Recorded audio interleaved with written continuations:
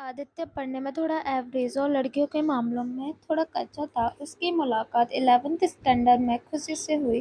खुशी पढ़ने में अच्छी और अपने फ्यूचर के बारे में बहुत सोचने वाली लड़की थी।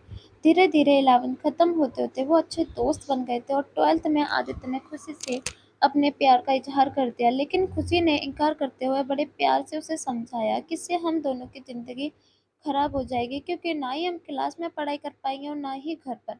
आदित्य को खुशी की बात थोड़ी बुरी लगी, लेकिन फिर उसे समझ आ गया कि खुशी सही कह रही है और उसे अपने फ्यूचर और पढ़ाई पर फोकस करना शुरू कर दिया। और अब आदित्य किसी भी लड़की से बात नहीं करता था, क्योंकि उसे अच्छा नहीं लगता था, क्योंकि कुछ दिन तक खुशी उसकी क्रश थी और आज उसे वो रिजेक्ट कर चुकी थी। और आदित्य इन सब बातों को नज़रअंदाज करते हुए अपने इंटरमीडिएट की परीक्षा में मेहनत करके पूरे स्कूल में फर्स्ट आ गया। बाद में आदित्य दिल्ली के कॉलेज से बीटेक करने लगा और वहाँ भी किसी भी लड़की से बात नहीं करता था, क्योंकि खुशी ने उससे जो भी बातें कही थी कहीं ना कहीं उसके दिल में बैठ गई थी। और जब भी उससे कोई लड़की बात करती नहीं आती तो मुझसे मुंह मोड़ लेता। धीरे धीरे अपने पढ़ाई में और भी अच्छा होता गया और आखिरी में आते आते वो अपने कॉलेज में भी टॉप 10 की लिस्ट में आ गया और उसे कॉलेज से प्लेसमेंट भी मिल गई और वो जॉब करने फिर से मुंबई चला गया। मुंबई एक बहुत बड़ा ही शहर था, जहाँ एक मोहल्ले के लोग दूसरे मोहल्ले वाले को नहीं जानते थे। वहीं जब आदित्य वहीं जब आदित्य ऑफिस गया तो उसे वहां खुशी दिखी, लेकिन अब खुशी के लिए उसके दिल में कोई जगह नहीं थी। इसलिए वो हर बार खुशी से छिपता रहता। इसलिए नहीं क्योंकि वो उससे नाराज था, बल्कि इसलिए क्योंकि वो फिर से खुशी की जिंदगी में नहीं आना चाहता था।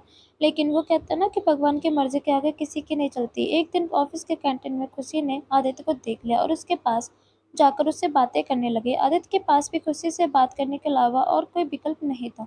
दोनों के दिल में पिछले 4 सालों से जो भी दर्द था उन्होंने एक दूसरे को बताया और खूब सारी बातें की।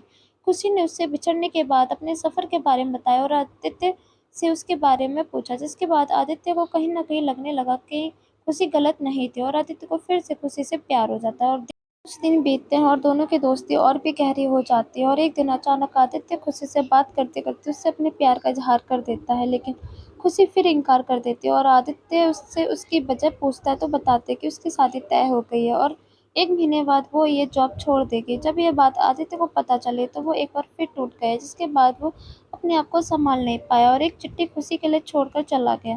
खुशी उस खत को पढ़ती है, मैं तुमसे बहुत प्यार करता हूँ, लेकिन शायद तुम मेरी ज़िंदगी में नहीं हो, इसलिए मैं तुम्हें दो दो बार खोया हूँ। कोई भी इंसान इतना बदनसीब कैसे हो सकता है कि अपने प्यार को 2 बार खोए। नहीं जानता कि तुमसे दूर रह के जी पाऊंगा कि नहीं, लेकिन अगर तुम्हें किसी और से शादी करते देख लिया तो पक्का जी नहीं पाऊंगा। इसलिए मैं तुम्हें इस शहर को छोड़ के जा रहा हूँ। शायद तुम मुझे भूल जाओ, लेकिन दूसरी बार मिलने के बाद तुम्हें कभी नहीं भूल पाऊंगा। मैं भगवान से प्रार्थना करूंगा कि वो पल कभी ना आए। वो तुम्हें और तुम्हारे होने वाले पति को हमेशा खुश रखे। तुम्हारा प्यार, आदित्य।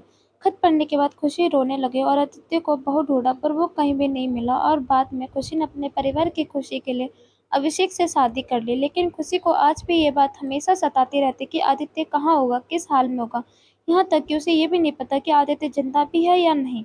तरफ खुशी अंदर ही अंदर घुटती रहती है, लेकिन दूसरी तरफ वो परफेक्ट बहू, परफेक्ट पत्नी, परफेक्ट माँ भी है, जिसे उसके परिवार वाले हमेशा प्यार करते हैं और हमेशा प्यार करते रहेंगे। तरह के गलत किया है सही, लेकिन आदित्य ने ये साबित कर दिया कि वो खुशी से सच्चा प्यार करता था और इस बात का एहसास शायद अब खुशी को हो चुका था। इसलिए शायद आज तक खुशी अपने आप को माफ नहीं कर पाई। मिल जाती अगर सभी को अपनी मोहब्बत में मंजिल, तो यकीन रातों के अंधेरे में कोई दर्द भरी शायरी नहीं लिखता। इसी के साथ मैं आपसे विदा लेती हूँ दोस्तों। कैसी लगी सैड लव स्टोरी, कमेंट करके जरूर बताएं।